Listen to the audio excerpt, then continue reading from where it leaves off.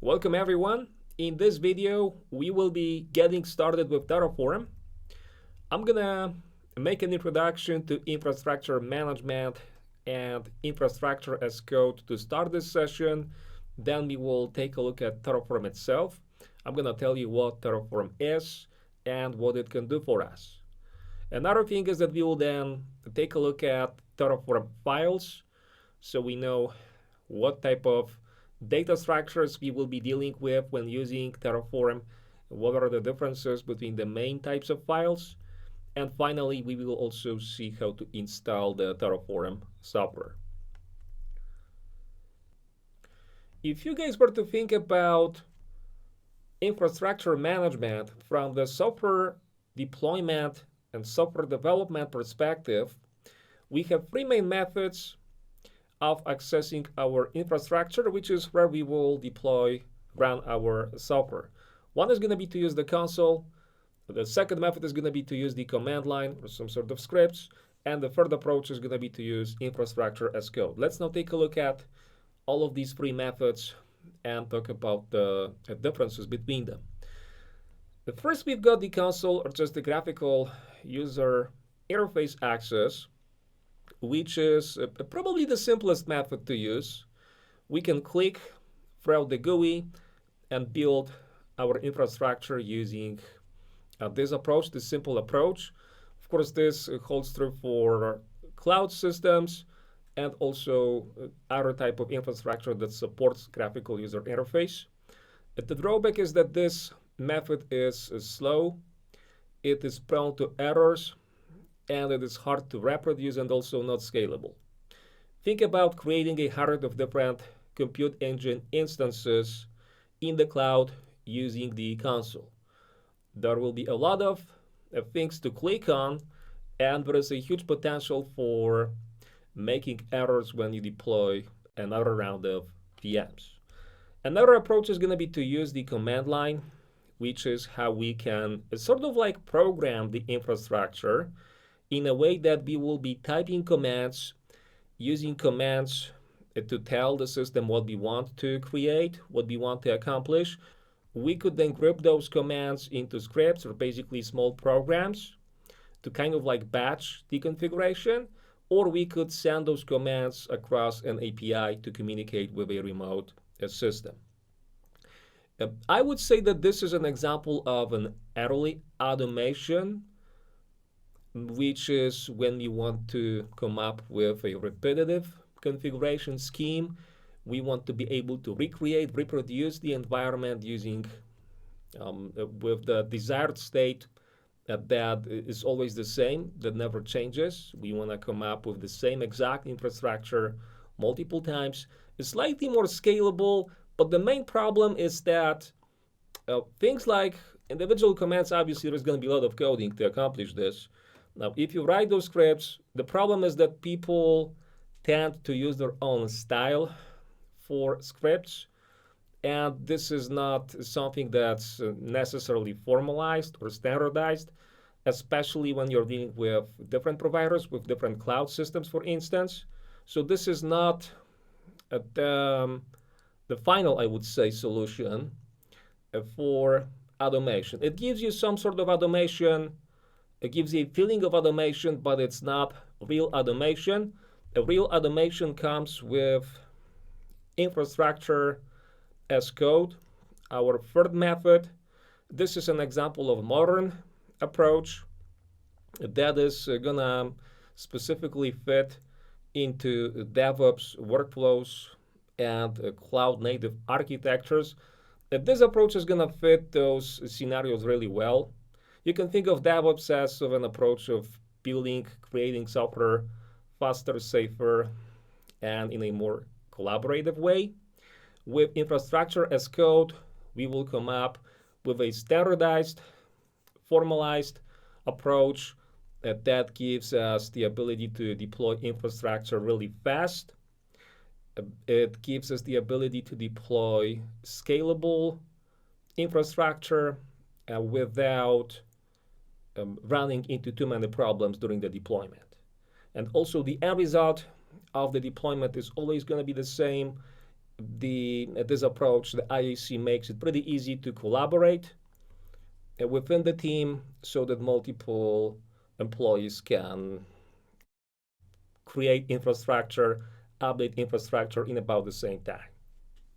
Now, infrastructure as code, IaC, can be thought of as a practice of provisioning or just delivering and managing IT infrastructure for code, technically through a set of configuration files where each of the file is going to tell the IaC software what we want to accomplish. It's going to tell the software about the desired state of the infrastructure, or basically about what we want to deploy, how we want to deploy the infrastructure, with what options, what parameters, what data we want to provide to the infrastructure.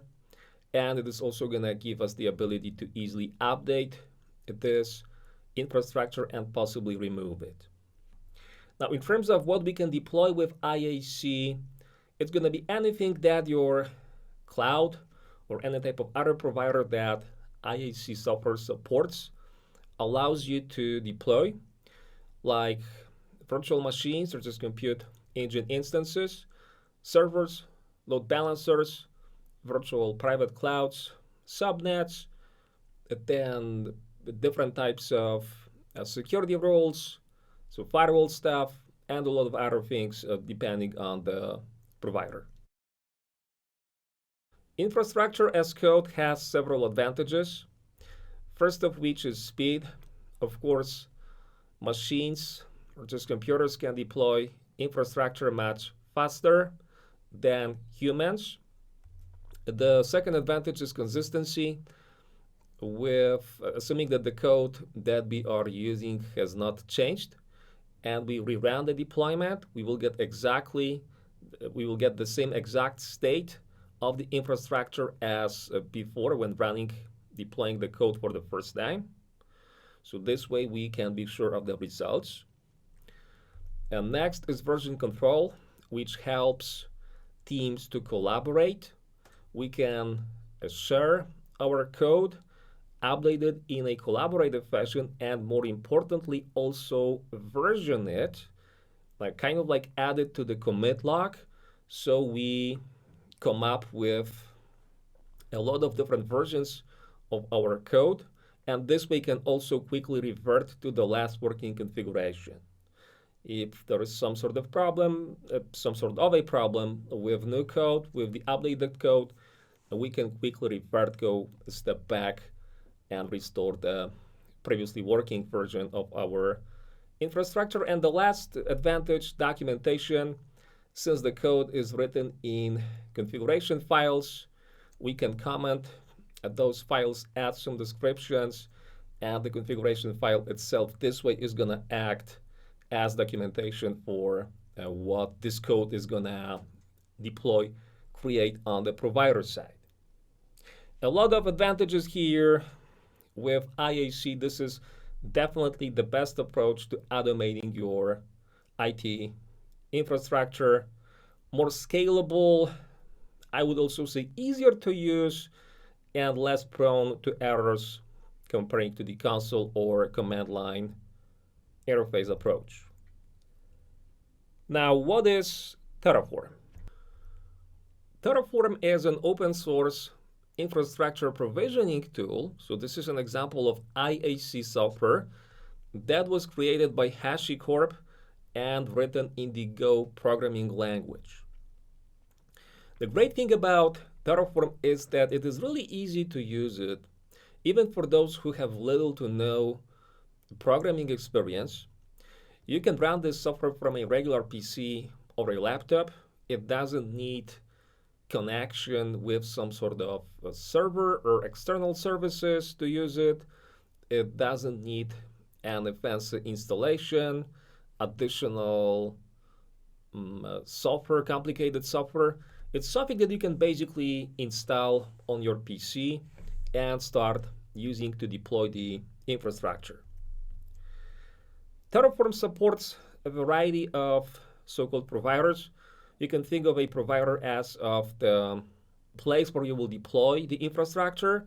In most cases, it's going to be a cloud, either private cloud or a public cloud like AWS, like Google Cloud, like Azure, or it could be a local PC.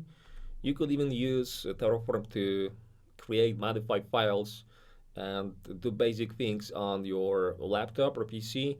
You can also use it to control virtualized platforms like VMware, like OpenStack, and do a lot of other things with it.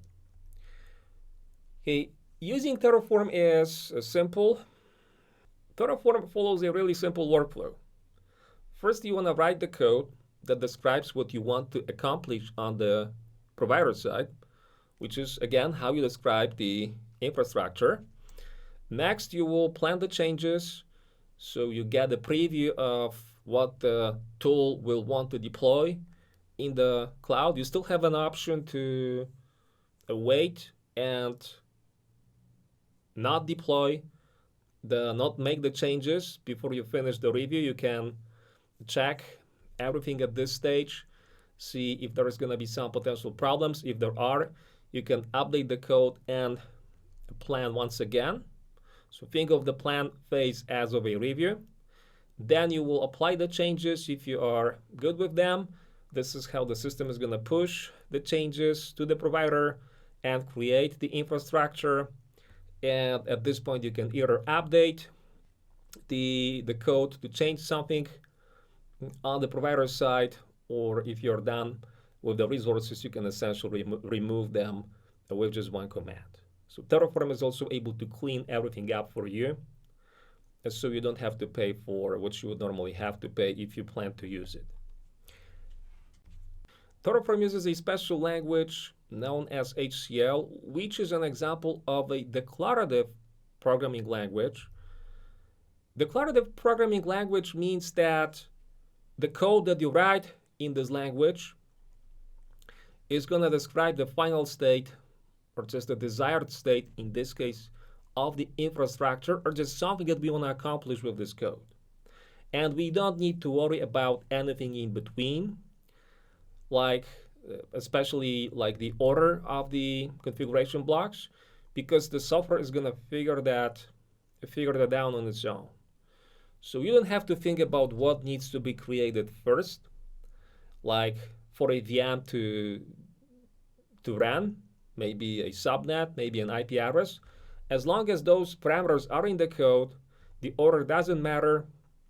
You just tell it what do you want to create, and the software is gonna do the deployment. It will know which resource to create first and which resource to create later. There will be technically some exceptions. In some cases, you will need to use the depend on syntax, HCL syntax, to tell the software that, for instance, a route should be only added when an instance exists, like when you want to route across a VM instance. But in most cases, the software is going to know which resource, which code block to execute first, so that you can get the final infrastructure deployed. You can find it deployed in an appropriate way. You guys don't forget to subscribe if you like our content. Thanks! Now, the way that we will describe and control our infrastructure with Terraform is going to be configuration files. Those files can be generally broken down into regular infrastructure files and some sort of special files.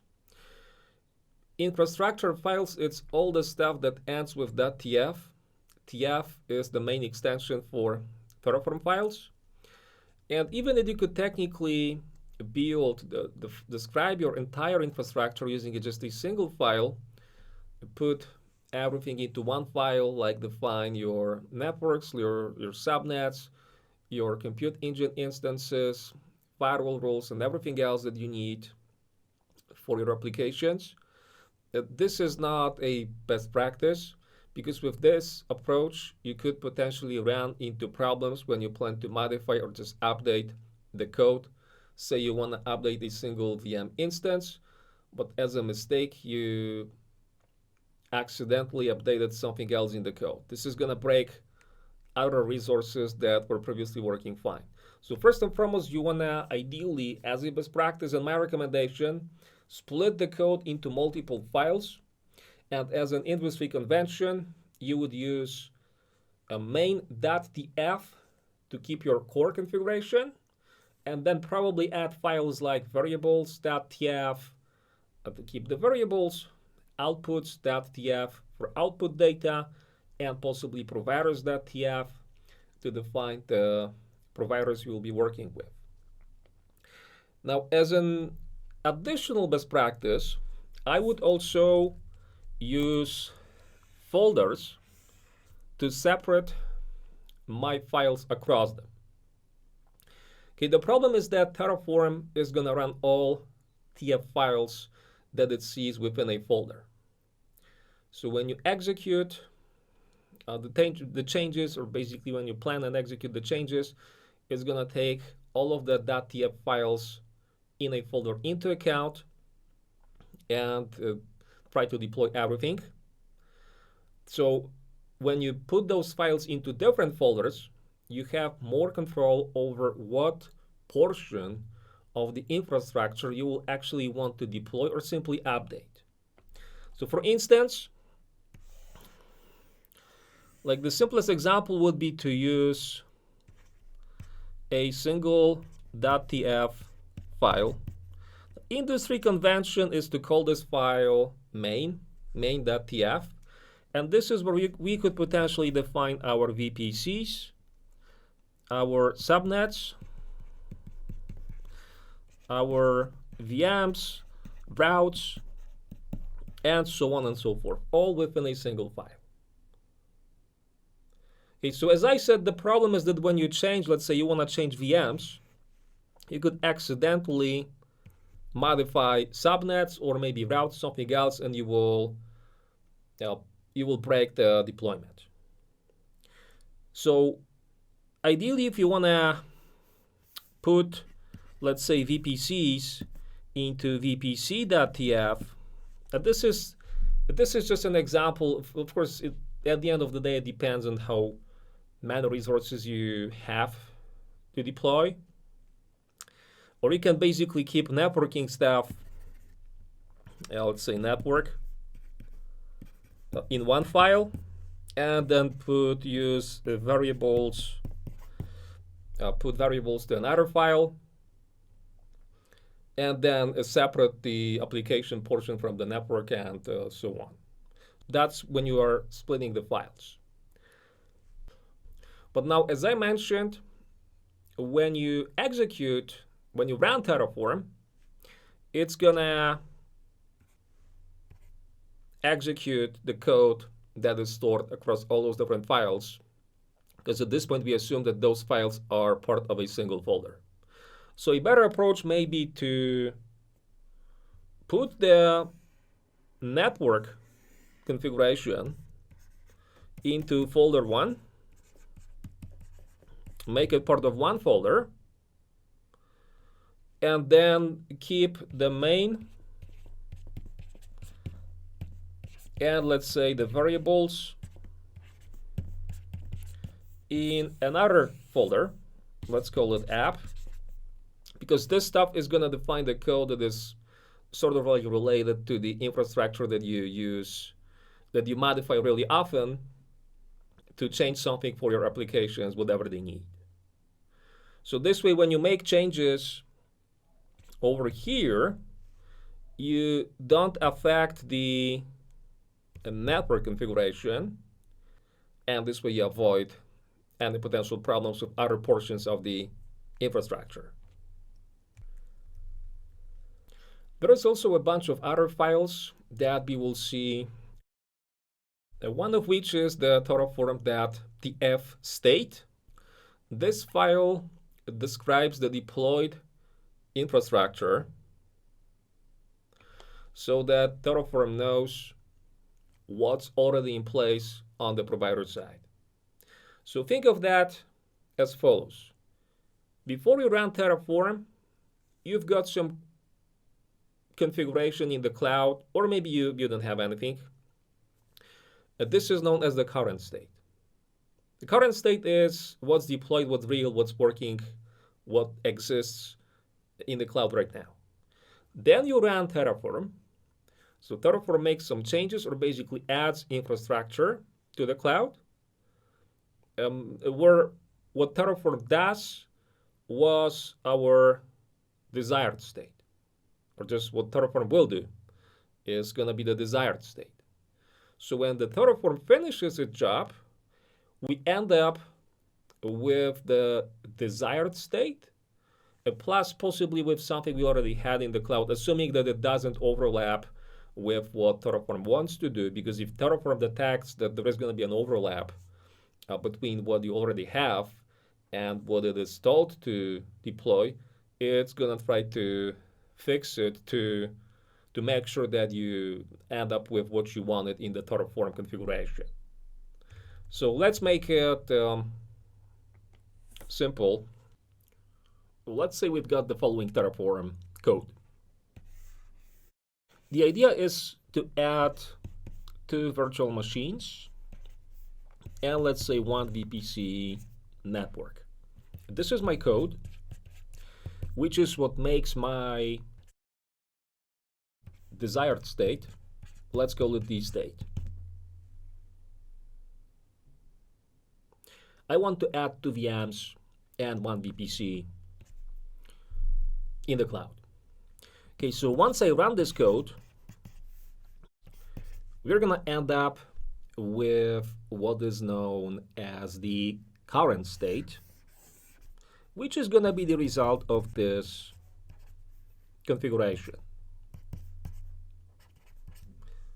C state is the current state.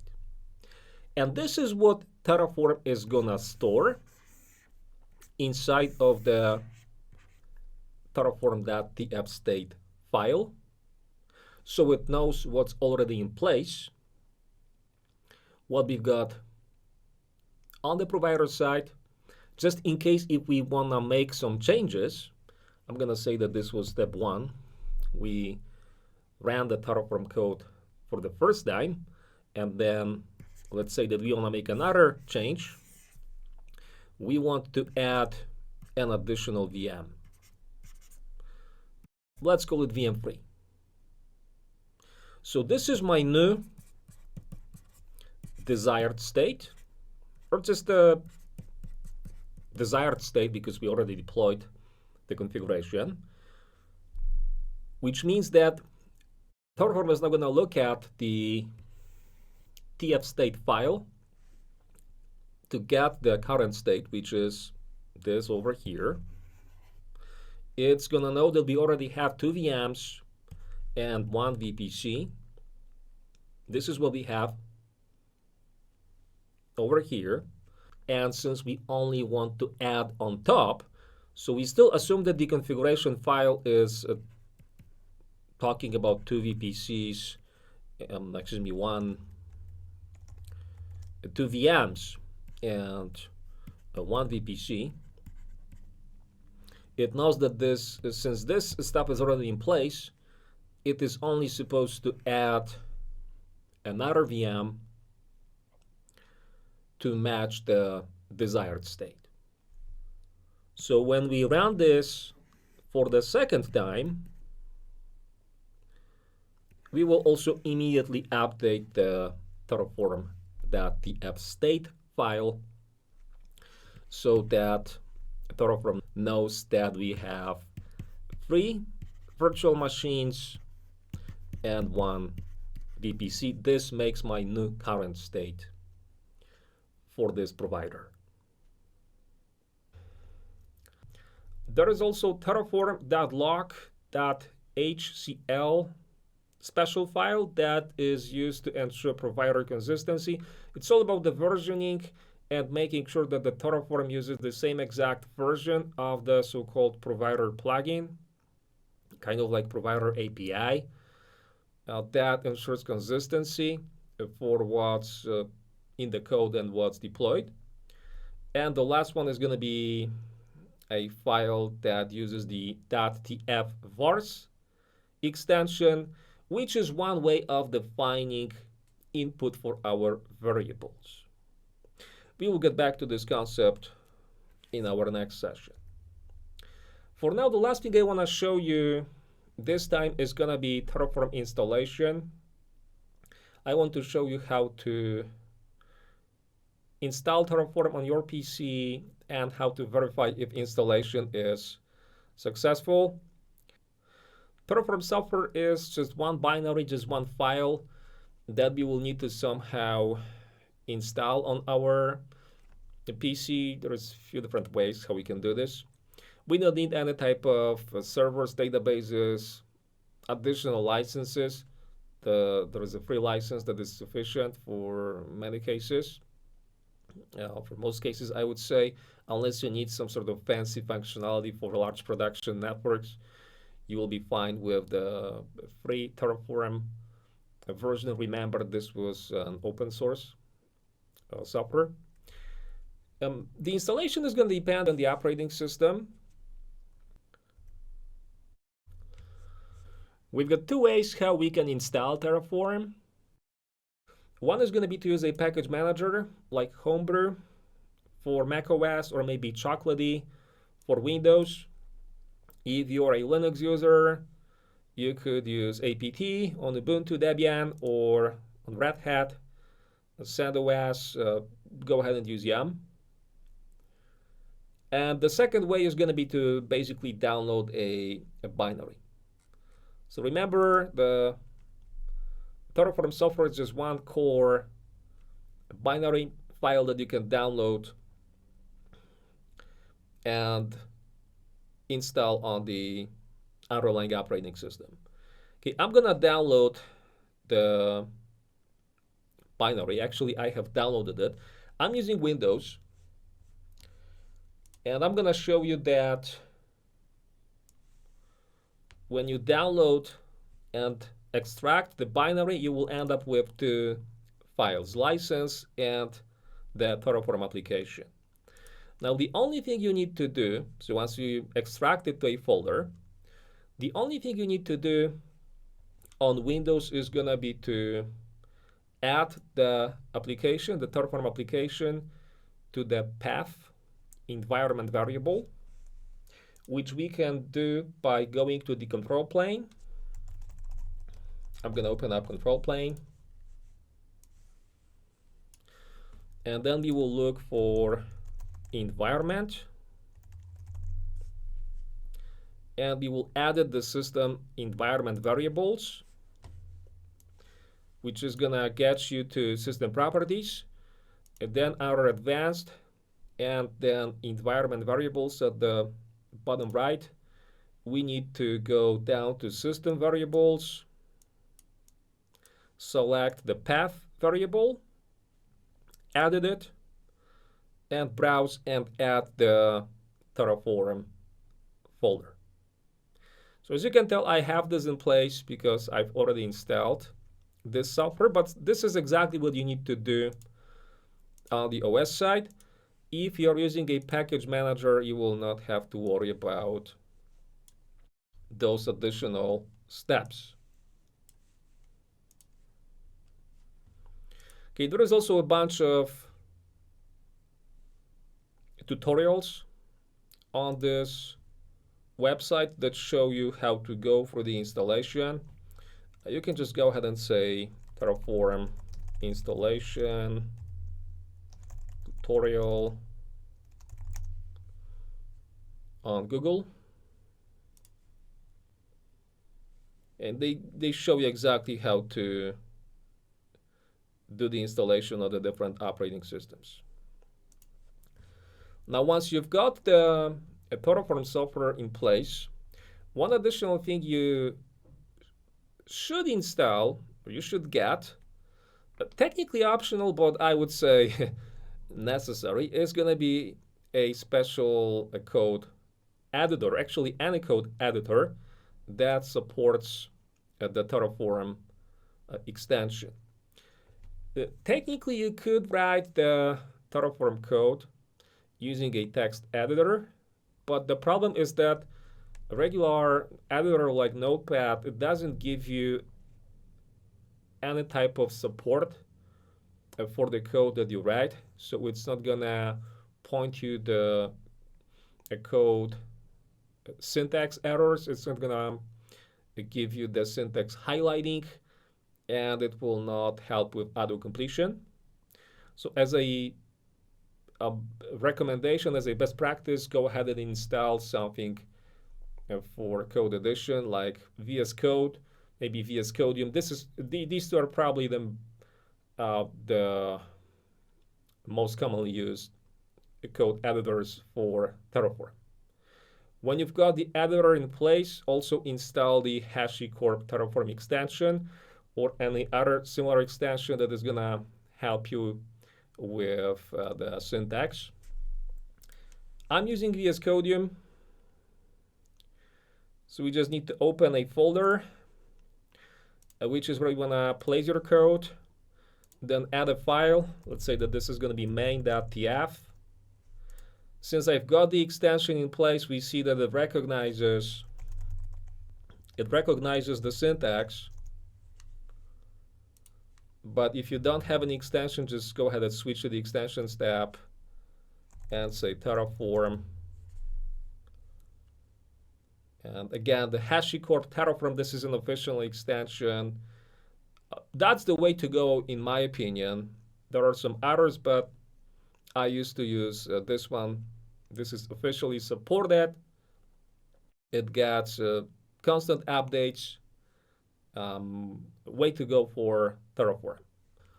Now at this point, the last step is going to be to see if Terraform installation was successful. In order to check this, we will take a look at terminal. We will open up a new terminal window, and we will issue just one command, Terraform version. If the terminal takes this command, it means that the Terraform installation was successful. It gives us information about the Terraform version. We can also update the Terraform if you want to keep it up to date, just in case if you're using an older version like me. But this is obviously optional. The bottom line is that we are now good to go, and we can start building our infrastructure with Terraform. You guys don't forget to subscribe if you like our content. Thanks!